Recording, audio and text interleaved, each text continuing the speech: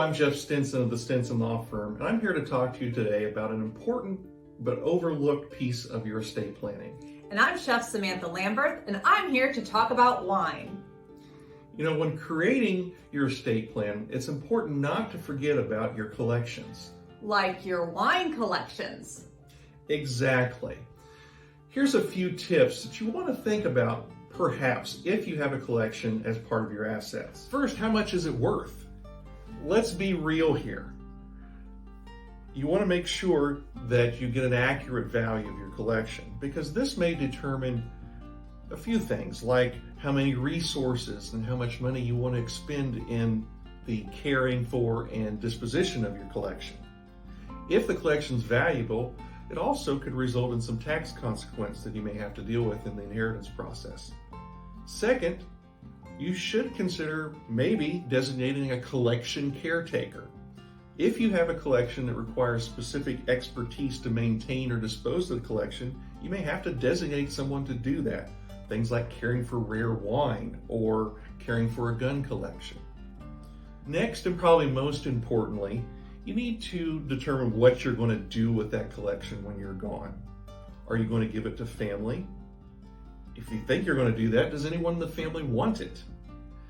And if there is, say only one child that wants the collection, then you've got to consider, are they going to take that collection independent of the division of everything else? Or are they going to take that as part of their share? Because if they take it independent, there could be a large differentiation between the values of every child's share. So you may want to consider like buying life insurance to handle that inequity.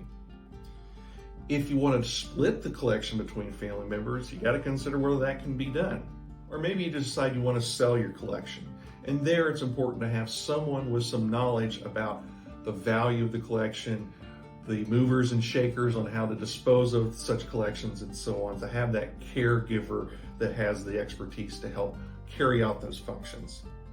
And finally, consider if there's any prerequisites required for someone to handle, transport, or dispose of those assets. A good example would be like a gun collection that may require someone with a license to otherwise handle those weapons.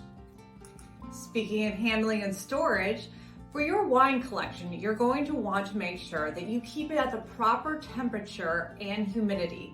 So we're talking about between 55 degrees Fahrenheit to 57 degrees Fahrenheit with an average 65% humidity. So cool, but not too cool. This is going to be the best environment to allow your wines to mature slowly, like Cabernet Sauvignon, slowly over the years. You want to reduce mold growth from it. You want to keep the corks from drying out, and you don't want too high of humidity because that could potentially spoil the bottle labels.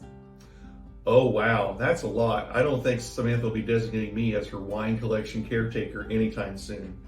Another decision you could choose would be to simply drink the wine. Well, speaking of drinking the wine, from the Stinson Law Firm to you, Happy International Cabernet Sauvignon Day.